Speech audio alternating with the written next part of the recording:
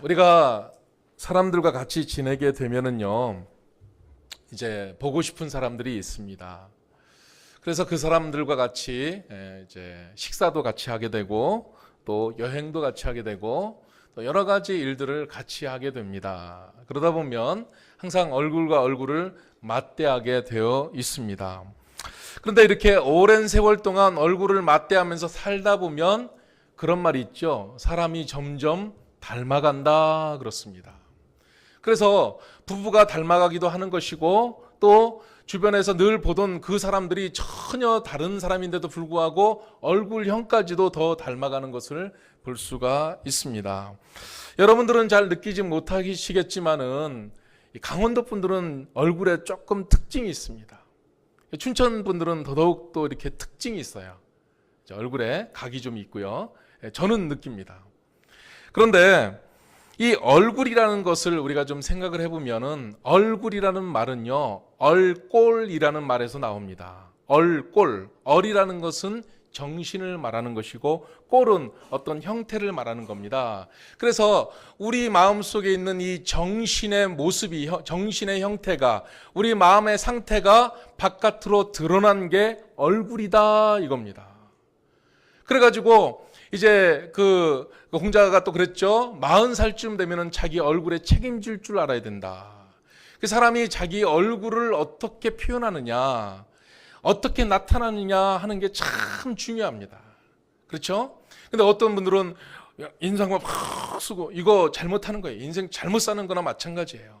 그래서 우리는요, 얼굴을 참 밝게 비춰야 됩니다. 제가 외국을 나가면 종종 느끼는 게, 참 외국 사람들은요, 이렇게 지나다가 얼굴만 싹 스치면은요, 확 웃습니다, 갑자기. 이렇게 가만히 얼굴 표정이 굳어 있다가도 얼굴만 싹 스치게 되면 갑자기 미소가 확 지어지는 것을 볼 수가 있는데, 저는 활들짝 놀래요. 제가 그렇지 않기 때문에. 근데 우리 한국은요, 공항에 딱 내리자마자 그때부터 느끼는 게, 무섭다, 살벌하다. 우리 그거 많이 느끼지? 외국을 많이 다녀보니까. 윤서가 얼굴을 이 얘기하니까 탁 동의를 해주는 것이 그런 것 같습니다. 자, 그런데 이렇게 영혼의 형태가 이제 바깥으로 나오는 것이 바로 얼꼴, 얼굴이다 이렇게 말을 하는데요. 우리가 참 이 얼굴의 모습을 어떻게 하느냐, 그리고 이제 성경을 통해서 본다면은요, 얼굴과 얼굴을 맞대하는 것, 이것이 얼마나 중요한가라는 것을 성경은 계속해서 표현하고 있습니다. 그래서 우리가 창세기를 통해서 많이 느꼈었는데요, 그 사람의 이름 자체가 그 사람을 가리키고 그 사람의 얼굴 자체가 그 사람을 가리키는 것을 볼 수가 있습니다. 그래 잠언서 27장 19절에 보면은, 자, 물에 비치는 얼굴이 서로 같은 것 같이 사람의 마음도 서로 비치느니라 그랬습니다. 사람이 물을 이렇게 쭉 보면은요, 거기에 자기 얼굴이 비치는 것처럼 사람의 얼굴에도 그 사람의 마음속 상태가 그대로 비쳐 드러난다 이겁니다. 그렇죠? 그러니까 사람 얼굴이 참 중요한 거예요. 자, 이 성경을 갖다가 다른 번역에는 사람의 얼굴이 물에 비치듯이 사람의 마음도 사람을 드러내 보인다라고 했고요. 공동 번역에는요, 내 얼굴은 남의 얼굴에 물에 비치듯 비치고 내 마음도 남의 마음에 물에 비치듯 비친다라고 표현하고 있는 겁니다.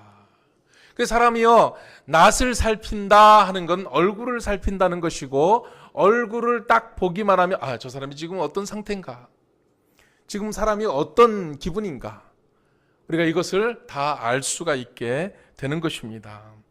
그런데 성경을 우리가 읽다 보면 창세기 맨 처음에 아담과 하와가 하나님으로부터 창조를 받아가지고 하나님과 교제하며 동행하는 삶을 살았어요. 그런데 3장쯤에 가서 하나님께서 하지 말라고 하는 선악을 알게 하는 나무의 실과를 먹은 다음에는 어떻게 되었냐면요, 그들이 그날 바람이 불 때 동산에 거니시는 여호와 하나님의 소리를 듣고 아담과 그의 아내가 여호와 하나님의 낯을 피하여 동산 나무 사이에 숨은지라. 그래서 하나님의 얼굴을 피해가지고 숨어버렸습니다. 그러니까 죄를 지으면 얼굴을 못 보는 거예요. 자, 이 범죄한 인간이 하나님의 얼굴을 피하게 되는데 창세기 4장에 가면은 무슨 이야기가 나오냐면 가인과 아벨에 대한 이야기가 나와요. 그래서 하나님께서는 아벨의 제사는 받으시고 가인의 제사는 안 받으셨다 그러거든요. 그리고 이걸 가지고 어떤 사람들은 그 제사를 지낼 때 뭐 식물을 가지고 했느냐 고기를 가지고 했느냐 뭐 이런 것 가지고도 따지고 하는데 그게 아니고, 성경을 보면은 창세기 4장 5절에 가인과 그의 재물은 받지 아니하신지라 가인이 몹시 분하여 안색이 변하니 여호와께서 가인에게 이르시되 내가 분하여 함은 어찌 됨이며 안색이 변함은 어찌 됨이냐 내가 선을 행하면 어찌 낯을 들지 못하겠느냐라고 말씀하고 있습니다. 그러니까 이 가인이 하나님 앞에 아무렇게나 예배를 드린 거예요. 그러니까는 이 하나님께서 하나님 앞에 이제 그 화를 내는 거죠. 낯이 붉어져 버리고 하는 것. 그래서 이 하나님께서 되묻는 것입니다. 네가 선으로 옳은 마음으로 하나님 앞에 예배했으면 어찌 낯을 들지 못하겠느냐라고 하는 것입니다. 자, 여러분, 하나님과의 관계이든 사람과의 관계이든지 간에 관계가 딱 깨지는 그 순간부터는 얼굴 보기가 힘들어집니다. 그래가지고 이제 그 얼굴을 피하게 되고 숨게 되고 또 안색도 바뀌게 되는 것을 볼 수가 있습니다. 심지어는 이제 얼굴을 확 돌려버립니다. 그런데 이 얼굴이 그만큼 중요합니다. 이제 사랑하는 사람이 남자와 여자가 있는데 둘이 좋을 때는 맨날 하는 짓이라고 뭐였냐면 얼굴만 쳐다봐요. 그죠? 서로 좋을 때는 다른 거 안 쳐다봐요. 얼굴만 쳐다본단 말이에요. 그런데요, 서로 마음이 상하게 되면 그때부터 하는 말이 뭐냐면 우리 얼굴 보지 말자. 우리 얼굴 보지 말자 그러는 거예요. 그만큼 얼굴이라는 것이 참 중요한 것이고 이 관계를 우리가 이것을 바로 해야만 한다 이것입니다. 그래서 우리가 좀 생각해 보는 것이 누군가 내 얼굴을 좀 안 보려고 한다. 내 낯을 자꾸 피하려고 한다. 그러면 내가 뭔가 좀 잘못하고 있구나 느끼면은 될 것입니다. 우리가 지금 고린도 전서를 아침마다 묵상을 하고 있습니다. 고린도 교회를 쭉 보면은 거기에는 얼마나 많은 갈등들이 나타나고 있는지 몰라요. 많은 문제들이 나타나는데 문제는 시간 지난다고 해결되는 게 아니라 어떤 형편 때문에 있었던 건 아니고 사람과 사람 때문에 나타나는 그런 갈등들인 것을 볼 수가 있습니다. 그래서 사도 바울이 그 갈등에 대해서 여러 가지로 예를 들어서 설명을 하고 있는데 오늘 고린도전서 10장에 와서는 이스라엘 백성들의 그 역사를 쭉 설명해 주면서 그 역사를 통해서 뭔가를 깨달으라고 우리에게 이 10장에 있는 말씀을 쭉 해주고 있는 거예요. 그런데 이 10장에 있는 말씀의 핵심은 뭐냐면 하나님 앞에 얼굴을 돌이키라는 거예요.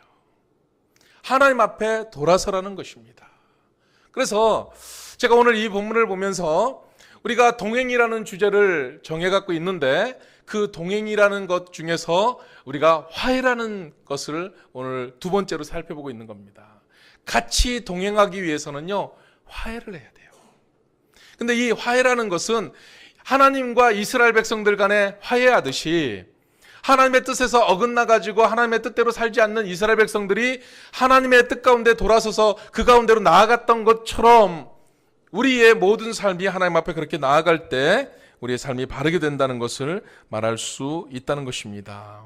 그래서 여러분, 우리가 살아가다 보면은요,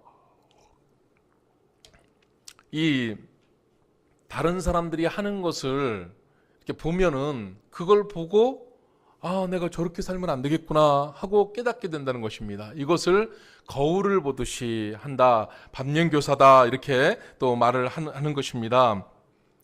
그런데 제가 어디에선가 영상을 하나 보니까 어떤 교회에 큰 거울이 있는데 거기에다가 이제 카메라를 달아놨습니다. 그리고 거기에 이제 스피커를 하나 달아놓고 사람이 지나가는데 여보세요 그랬어요. 그러니까 사람이 지나가다가 누가 소리를 지지? 그래서 거울을 딱 쳐다보는 거예요.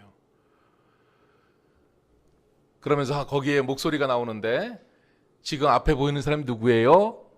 자기 모습이 보이잖아요. 앞에 보이는 사람한테 한번 칭찬 좀 해주시죠. 그랬어요. 그러니까 사람들이요 대부분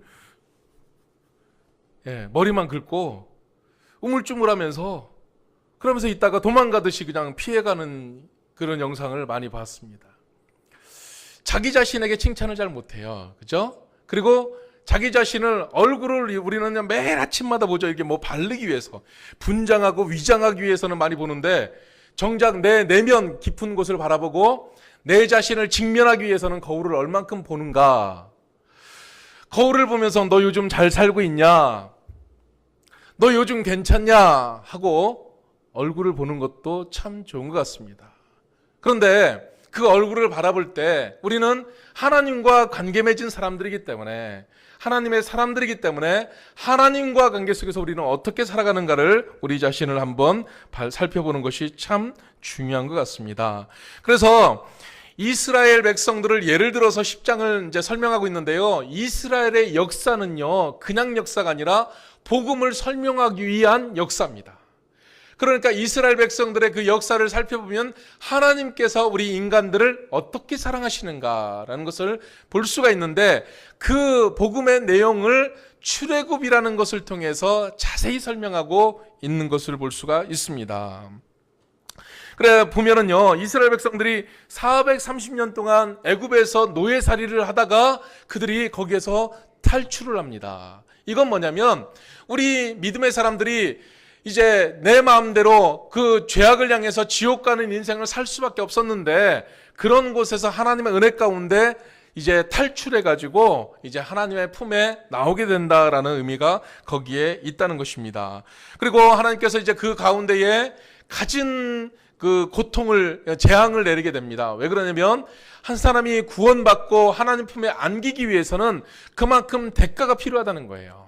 그래서 마지막 재앙은 장자가 죽게 되는 것인데 하나님께서도 장자가 죽게 되는 그 고통, 그 고난을 통해서 이제 하나님의 백성으로 자유롭게 만들어 주시는 것을 우리가 볼 수가 있습니다. 그리고 나서 이제 광야 생활을 이렇게 쭉 지나는 이야기가 출애굽기, 레위기 여기에 좀 쭉 나오고 있는데 이건 뭐냐면 구원받은 백성이긴 하지만 완전히 성화된 게 아니기 때문에 교회 생활을 통해서 신앙 생활을 통해서 광야 같은 생활을 통해서 여러 가지 연단을 받고 점점점 주님을 알아가고 또 닮아가는 그런 삶을 살아간다라고 이제 이 대유적으로 비유적으로 설명하고 있는 것입니다. 그래서 오늘 말씀 1절과 2절을 한번 같이 읽어보도록 하겠습니다. 자, 1절, 2절 같이 읽겠습니다. 시작. 형제들아, 나는 너희가 알지 못하기를 원하지 아니하노니 우리 조상들이 다 구름 아래에 있고 바다 가운데로 지나며 모세에게 속하여 다 구름과 바다에서 침례를 받고 그랬습니다. 자, 여기 보면 이제 세례라고 표현되는데 이거는 침례예요. 예, 우리나라 성경하고 중국어 성경만 이렇게 됐다고 그랬죠. 원어 성경은 다 침례로 되어 있어요. 자, 그런데 사도 바울은 참 놀라운 사람이에요. 사도 바울이 고린도전서 고린도 교회의 편지를 쓰면서 이스라엘 백성들의 이야기를 빗대어서 얘기하고 있습니다. 그런데 이스라엘 백성들이 애굽에서 나와가지고 이제 하나님이 지시하는 땅으로 가고 있는데 하나님께서는요, 그 이스라엘 백성들이 애굽 땅에서 나온 곳에서 바로 쭉 올라가면은 가나안 땅으로 바로 갈 수 있어요. 바다로도 아니고. 그런데 그런 길로 인도하지 않으시고 홍해바닷길로 인도하셨어요. 이 옆으로. 자, 여러분, 우리 인생도요, 조금 더 빨리 갈 수 있는 지름길 같은, 내가 생각할 때는 고난도 없고 힘겨운 것도 없는 그냥 지름길 같은 인생이 훅 있어서 거기로 갔으면 좋겠지만은 하나님께서는 절대로 그렇게 하질 않으십니다. 우리 인생에 연단을 주시고 또 힘겨운 길을 우리에게 인도하셔서 그것을 통해서 우리를 다루시고 우리를 변화시켜가는 것을 볼 수가 있습니다. 그래가지고 홍해바다를 향해 달려가긴 했는데 앞에는 바다가 막고 있고 뒤에는 애굽의 군사들이 쫓아오고 있는 거예요. 어떻게 할 수가 없는 상황이죠. 돌아갈 수도 없습니다. 그렇게까지 도망가 놓고 그때 와서 내가 다시 돌아갈 테니까 나 죽이지 마 하고 말한다고 해서 애굽의 군사들이 그를 죽이지 않을까요? 그렇지 않습니다. 자, 이렇게 했을 때 하나님께서 홍해 바다를 가르셨습니다. 그리고 이 백성들이 그 속을 지나가게 하셨다는 거예요. 그런데 이것을 바울은 침례다라고 여기서 표현하고 있는 겁니다. 자, 구름과 바다에서 구름기둥, 불기둥으로 인도하시는데 이 구름과 바다 같은 곳에서 물속으로 싹 지나갔다는 겁니다. 여러분, 침례 받으신 우리 침례교인들이죠. 침례라는 뜻은 무엇입니까? 예수 그리스도로 말미암아 내가 구원받았기 때문에 예수 그리스도께서 십자가에 달려 죽으신 것으로 내 모든 죄가 다 용서받았기 때문에 나는 이제는 예전의 내가 아니라 새로운 삶이 됐다. 새로운 사람이 되었다. 그래서 그것을 고백하는 것으로 침례를 받는 것 아니겠습니까? 그러니까 이 백성들은요, 애굽에서 탈출해 갖고 나왔는데 그 바다를 지나가면서 그들은 다른 백성이 되었다는 것입니다. 신분적으로 다른 백성이 된 거예요. 그러면 다른 백성이 되었기 때문에 다르게 삶을 살아가야 되는데 여전히 죄성이 남아가지고 그 광야 땅을 지나가면서 예전의 일들을 자꾸 추억하고 예전대로 살아가려고 애썼다는 거예요. 그러면서도 불구하고 거기에서 하나님께서 다루셔서 점점 성화된 삶을 살아가지고 나중에 변화된 사람들이 가나안 땅에 들어갈 수 있었다 이겁니다. 그래, 사도행전에 보면은 스데반 집사님이 이 광야를 지나는 것을 광야 학교다라고 표현하고 있습니다. 광야 학교. 여러분, 우리 인생을 살아갈 때 정말 힘들고 어려운 이 광야 같은 세상을 살아가는데 그거는 하나님께서 저와 여러분들을 다루시고 배우게 하시는 광야 학교다 이것입니다. 그래, 그런 광야 학교를 통해서 우리를 변화시키는데 우리는 여전히 동일하게 여전히 죄를 짓고 여전히 부족하지만 그래도 예수 그리스도로 인해서 신분이 변화된 사람들이라는 거예요. 바다를 통과한 침례받은 사람들이다라는 것입니다.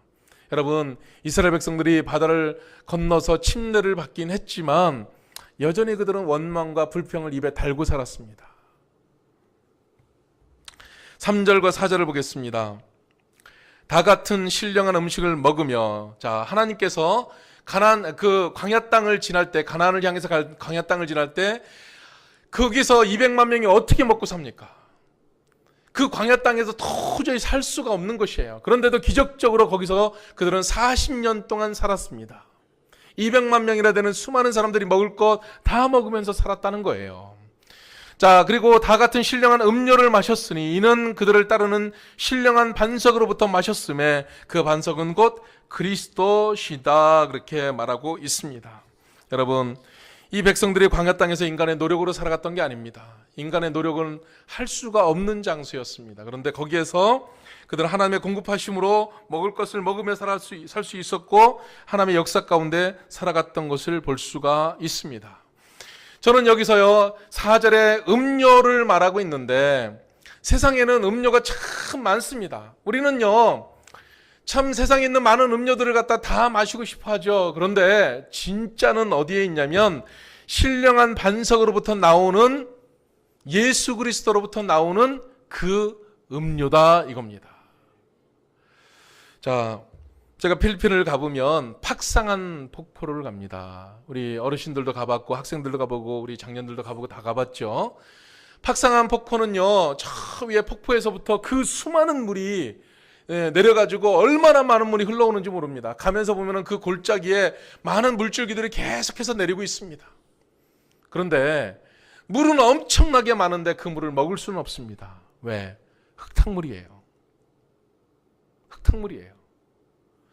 여러분, 이 세상을 지금 살아가는데 막 정말 수많은 물이 있는 것 같아요. 많은 것들이 있는데 그 물 마셔봐야 더 갈증만 심해요. 엄청나게 많은 물이 있는데 그 물 중에서 제대로 시원한 물은 없다는 거예요. 그런데 이스라엘 땅 그 광야 땅에 가보면은요 정말 물은 아무것도 없는 것 같은데 그런데 그 광야 땅 그 사막 한가운데 깊은 골짜기 속으로 들어가 보면은 거기에 샘이 있습니다. 근데 그 물은 얼마나 시원한지 모릅니다. 그 광야 땅을 지나면서 그 물을 마시면은요 영혼 깊은 곳에서부터 오는 이 갈증이 다 해결되는 것을 볼 수가 있습니다. 그래서 바울은 세상에는 음료들이 많이 있지만은 신령한 반석으로부터 나오는 그 물이 바로 예수 그리스도로부터 주어지는 우리에게 주시는 음료다라고 말하고 있다는 것입니다. 여러분, 이 광야 같은 세상 5절을 한번 보겠습니다. 그러나 그들의 다수를 하나님이 기뻐하지 아니하셨으므로 그들이 광야에서 멸망을 받았느니라 그랬습니다. 여러분, 광야 땅을 살아가면서 모두가 다 하나님의 뜻대로 하나님의 역사대로 연단받고 나아갔던 것은 아니었습니다. 그 광야 땅에서 수많은 사람들이 원망을 하고 수많은 사람들이 불평하는 그런 삶을 살았습니다. 하나님께서는 주의 종을 통해서 모세를 통해서 원망하지 마라, 불평하지 마라 분명히 말씀했음에도 불구하고 그들은 그런 삶을 더 살아갔던 것을 볼 수가 있습니다. 그래서 6절에 말씀을 합니다. 이러한 일은 우리의 본보기가 되어 우리로 하여금 그들이 악을 즐겨한 것 같이 즐겨하는 자가 되지 않게 하려 함이니 그랬습니다. 그래서 너희의 조상들, 우리의 조상들, 그들이 광야 땅에서 하나님께 원망하고 하나님께 불평했던 것, 우리는 따르지 말자는 거예요. 이제는 그것을 우리가 아니까 이제는 그렇게 살지 말자. 우리가 그것을 거울로 삼아서 우리는 그렇게 살지 말자 하고 사도 바울이 말하고 있는 것입니다.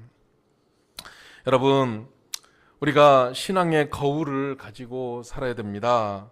그래서 얼굴을 맞대고 살아야 되는데 신앙 속에서도 하나님께서 우리에게 빠지지 말라고 하는 그 거울이 있는 것을 볼 수가 있습니다.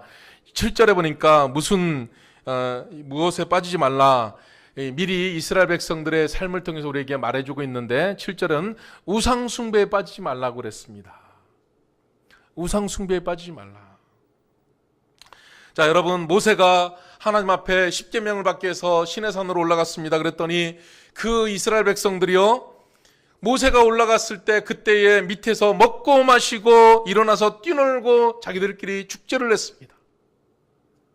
자기들끼리 즐겼어요. 그래서 뭐를 했냐면 거기에 송아지를 만들어 가지고 송아지 우상에게 절하면서 그러면서 그들은 뛰어놀았습니다. 이것은 엄청난 잘못이었습니다. 그래서 그들은 하나님의 큰 징계를 받았고 3,000명이나 죽게 되는 이런 어려움이 있게 되는 것입니다. 자, 8절에는 이제 그들이 음행을 했습니다. 그래서 엄청난 음행으로 말미암아서 이제 23,000명이나 죽었습니다. 룻이라는 사람 알죠? 예. 롯 말고 룻이라는 그 이제 사람이 그 딸 사이에 딸하고 나중에 이제 아이를 낳습니다. 그다음에 롯, 예, 그렇습니다. 제가 좀 말을, 예. 그다음에 발람이라는 자손이 거기서 나옵니다. 근데 이 발람이라는 자손들은요, 이스라엘 백성들을 방해를 하는데 나중에 음란함으로 이스라엘 사람들을 유혹합니다. 그래가지고 그것 때문에 엄청나게 많은 사람들이 죽게 되는 것을 볼 수가 있습니다. 자, 이 세상에서 세상으로 즐기는 것들, 그것이 결국에는 나중에 나를 죽이는 것이 되는 것을 여러분 아셔야 됩니다. 9절, 그들 가운데 어떤 사람들이 주를 시험하다가 뱀에게 멸망하였나니 우리는 그들과 같이 시험하지 말자 그랬습니다. 하나님을 업신여깁니다. 하나님 뜻을 함부로 여깁니다. 그래서 하나님을 시험한다는 것입니다. 여러분, 이들이 어떻게 했습니까? 무리바 광장에서 하나님을 시험했습니다.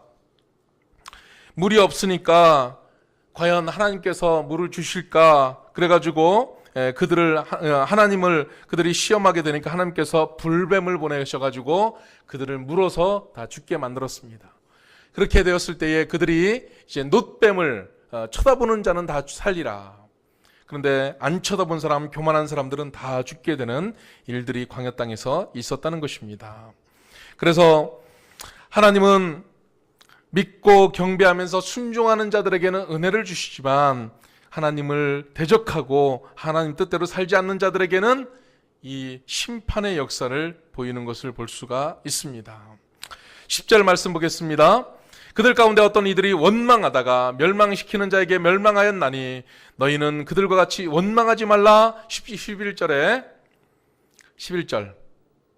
그들에게 일어난 이런 일은 본보기가 되고 또한 말세를 만난 우리를 깨우치기 위하여 기록되었느니라 그랬습니다.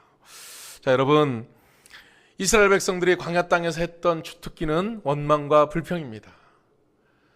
자, 이스라엘 백성들이 이제 가나안 땅을 들어가기 위해서 12명의 정탐꾼을 그들이 파송을 했는데 10명은 불평을 하고 원망을 했습니다.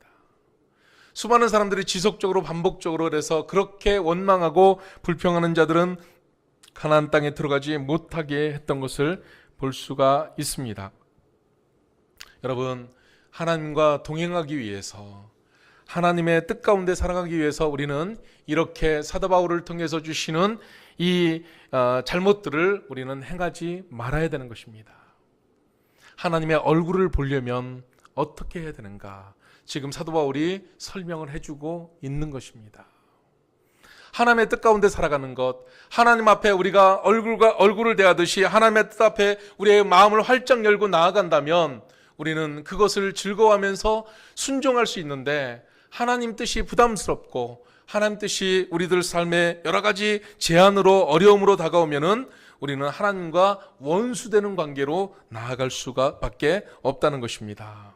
그래서 하나님께서 우리에게 주신 화해, 화목제물, 화목이라는 것은 무엇이냐면 그 화해는 얼굴과 얼굴을 다시 보는 것입니다.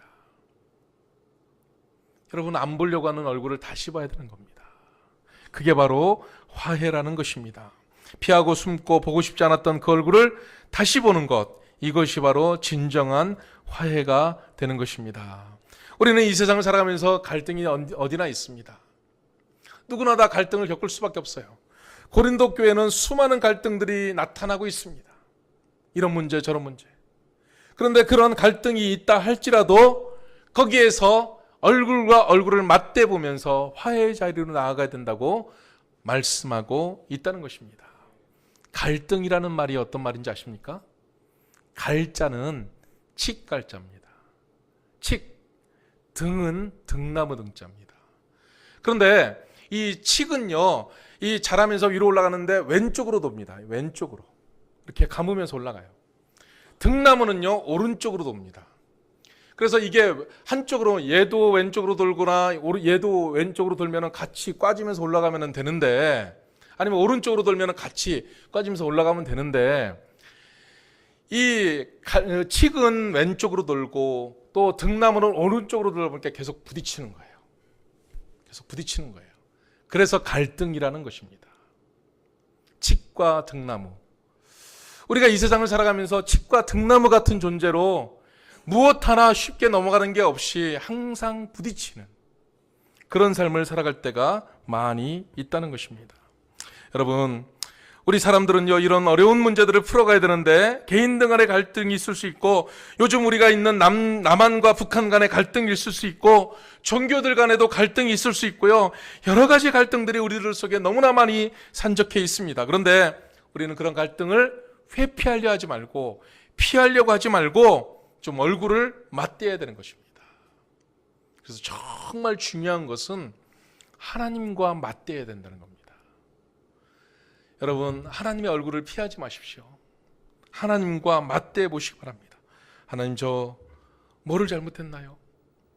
그리고 하나님, 제가 어떻게 살아야 되나요? 제가 어떤 모습으로 나아가야 되나요? 제가 깨닫지 못하는 것은 무엇이 있나요? 하나님, 알려주세요 하고 하나님과 얼굴을 마주 대할 때 우리 인생의 가장 근본적인 문제들이 해결되는 것을 볼 수가 있다는 것입니다. 여러분, 그러기 위해서 가장 필요한 것이 무엇이냐면 겸손한 마음이에요. 나를 낮출 수 있는 마음이에요. 나를 먼저 돌아보는 마음이라는 것입니다. 이런 겸손한 마음이 없으면 이 세상에서는 화해가 이루어질 수가 없습니다. 겸손한 마음이 없으면 다른 사람의 마음을 이해할 수가 없습니다. 용납할 수가 없습니다. 받아들일 수가 없다는 것입니다. 그래서 12절에 그런 말씀을 사도 바울이 말하고 있습니다. 그런즉 선줄로 생각하는 자는 넘어질까 조심하라. 항상 많은 사람들이 나는 괜찮아, 나는 똑바로 서 있어, 내가 하는 일은 옳아, 나는 바르게 해, 이런 생각을 가지고 살아갑니다. 그렇지만 우리는 항상 겸손할 수 있어야 돼요. 내가 틀릴 수도 있구나. 내가 오해할 수도 있구나. 내가 잘못 알할 수도 있구나. 그런 것입니다. 그래서 그렇게 나를 겸손하게 낮출 때 진정한 화해가 이루어질 수 있는 것이고 하나님을 만날 수 있게 되는 것입니다. 제가 늘 말씀드리지만 복음의 가장 출발점은 내 죄를 인정하는 것입니다. 내가 죄인이구나. 근데 많은 사람들이 이 죄를 인정할 수가 없어서 하나님의 복음 안에 들어갈 수가 없는 거예요. 내가 무슨 죄인이야? 내가 왜 죄인이야? 내가 뭘 잘못했어? 그런데 우리 자신을 잘 돌아보면요, 우리에게는 얼마나 많은 죄들이, 내가 부지간에 또는 알지 못하는 그 순간에 얼마나 많은 죄들이 있는지를 알게 되는 것입니다. 그런즉 선줄로 생각하는 자는 넘어질까 조심하라. 여러분, 우리에게 이런 마음을 가질 때 우리가 하나님 앞에 은혜로 살아갈 수가 있습니다. 이런 이야기가 있습니다. 사슴이 아침에 물을 마시려고 옹달샘에 와봤습니다. 그런데 물에 탁 비치는 자기 모습이 뿔이 너무너무 근사하고 멋있게 난 거예요. 이렇게 쫙 얼마나 조화롭게 뿔이 났는지. 야, 나 잘생겼네. 참 괜찮네. 야, 이 세상에 나보다 잘생긴, 나보다 멋진 짐승이 있을까? 뭐 이렇게 이제 거울을 보고 자아도취에 빠졌어요. 그 얼굴을 너무 쳐다보다 보니까 이제 거기에 사자가 온 줄도 모른 거예요. 딱 보니까 사자가 와가지고 이제 도망을 치는데 힘껏 도망치다가 풀숲에 그 멋진 뿔 때문에 탁 걸려가지고 도망가지 못해서 사자한테 잡혀 먹게 됐다 이겁니다. 여러분, 우리가요 자랑스럽게 생각하는 그것 때문에 우리가 넘어지는 수도 있습니다. 우리가 너무나 괜찮게 생각하는 남들에게 이것만큼은 내가 자랑할 수 있다는 그것 때문에 내 인생이 망가지는 경우도 있다는 것입니다. 우리 자신을 겸손하게 돌아볼 수 있는 것은 참 중요한 것입니다. 그래서 우리 주님께서 우리에게 사람이 감당할 시험밖에는 준 것이 없다고 말을 하고 있습니다. 여러분, 우리는요 어떠한 일이든지 이 말씀은 우리가 먼저 다른 사람을 용납하고 다른 사람들을 끌어안아야 된다는 말씀으로 저는 들리고 있습니다. 다른 사람을 품는다는 게 쉽지 않습니다. 다른 사람을 이해한다는 거 어렵습니다. 남한하고 북한은요 아주 체질적으로 아주 잘못됐나 봐요. 그래서 요만큼도 서로 양보를 안 하고 용납을 못하는 거예요. 여러분, 법정에 한번 가보십시오. 재판하러 가보면은요 그 문제 이 문제 때문에 서로 앙숙이 돼서 싸우는데요 요만큼도 양보를 안 합니다. 요만큼을 양보하면 내가 지는 것이 되니까. 그런데요 하나님께서 우리에게는요 품을 수 있는 마음을 주셨고 겸손할 수 있는 마음을 주셨고 그리스도 앞에서 모든 것들을 할 수 있는 능력을 우리에게 주셨다는 것입니다. 그래서 우리는요 우리 다른 사람들의 얼굴을 볼 수 있어야 된다는 것입니다. 그런데 하나님의 얼굴을 쳐다봐야 됩니다. 여러분, 하나님의 얼굴을 본다는 것이 우리 인생에는 가장 복되고 귀한 것이라는 것을 여러분이 아셔야 되는데요, 그 하나님의 얼굴을 보기 위해서 우리는 전제적으로 알아야 될 것이 있습니다. 하나님께서는 죄에 대해서 반드시 진노하시는 하나님인 것을 아셔야 됩니다. 여러분들이 감추고 싶어하고 여러분들이 그냥 뭐 다른 사람도 있는데 하는 그런 피하고 싶은 죄들, 그러나 우리 하나님은 그 죄 앞에서 진노하신다 이것입니다. 그런데 그런 죄를 진노하실 뿐만 아니라 우리 하나님께서는 거기에 피할 길을 우리에게 만들어 놓으셨는데 하나님과 동행하기 위해서 화해를 하기 위해서 독생자를 이 땅에 보내셨고 이미 그 독생자가 여러분과 저의 죄를 위해서 십자가에 달려 죽으시는 일들을 이루어 놓으셨다는 것입니다. 그렇기 때문에 자기의 죄를 직접 대면하고 자기의 죄를 보고 주님 앞에 나아가서 하나님, 저 죄를 지었습니다. 하나님, 제 죄가 주님을 아프겠습니다. 주님, 이 죄를 용서받기를 원합니다 하고 간구하면 주님은 기꺼이 용서하신다는 것입니다. 그런데 주님 앞에 나아갈 때는 진정 어린 진심이 있어야 한다는 것입니다. 요즘 일본하고 우리나라의 갈등이 어떤 갈등입니까? 위안부 할머니들. 그 위안부 할머니들이 이제 인생 마지막으로 지나면서 언제 돈 달라고 했습니까? 그 할머니들이 정말 요구하는 것은 그들의 진심 어린 사죄. 아, 정말 우리가 잘못했습니다. 진짜 잘못했습니다라는 그 사과라는 것입니다. 그거 없이 돈을 몇 푼 쥐어주고 무마하려고 하니까 이 할머니들이 극도로 화가 난 것입니다. 하나님 앞에도 마찬가지입니다. 하나님께서도 진심으로 회개하고 돌이키는 그 마음을 원하시는 것이지, 우리가 요식행위로 행하는 이런저런 행동들, 하나님 앞에 헌금을 하고 예배를 참석하고 내가 누군가에게 착한 일을 하고 내 자신을 수양하고 하는 그런 일들을 통해서는 하나님이 화해하지 않으신다는 것입니다. 그래서 화해는 이미 하나님께서 우리에게 주신 선물이라는 것입니다. 이미 하나님은 화해하시려고 마음을 다 열어놓고 계십니다. 자기의 재산을 다 가지고 나가는 탕자, 아버지 죽어버렸으면 좋겠어요 하면서 그 아버지 재산에 눈이 어두워가지고 그 아버지 재산을 가지고 도망갔던 그 둘째 아들, 그러나 그 아버지는 그 아들이 언젠가는 돌아올 것이라는 것을 알고 있기 때문에 이미 마음을 다 열어놓고 기다리고 계신 것처럼 우리 하나님께서는 여러분들이 돌아올 것을 마음을 다 열어놓고 기다리고 있다는 것입니다. 그래서 야곱이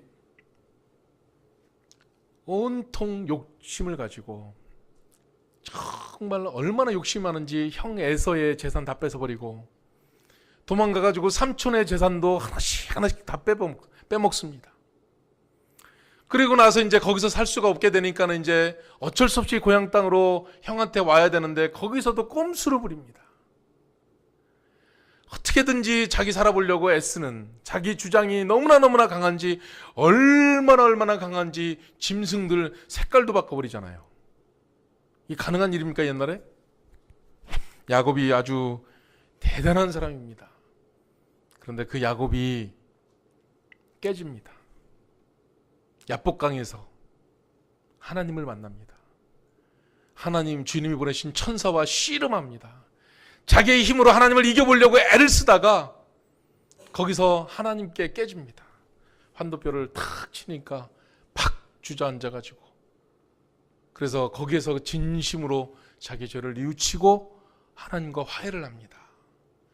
그 뒤에 야복강의 그 이름을 야곱이 무엇이라고 지었냐면 분이엘이다 그랬습니다.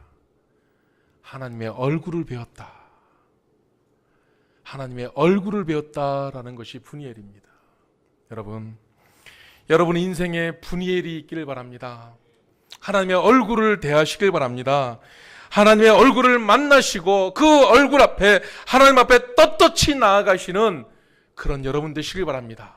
여러분이 가지고 있는 의, 여러분이 가지고 있는 자존심, 이런 것을 하나님 앞에 나아가는 것이 아니라 오히려 하나님, 나는 이렇게 연약합니다. 오히려 하나님, 나는 이렇게 부족합니다. 나에게는 두려움밖에 없습니다.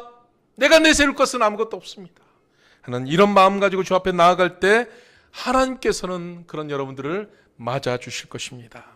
여러분의 인생의 분이엘 꼭 이루시는 복된 삶이 되시기를 주님의 이름으로 축원드립니다. 기도하시겠습니다.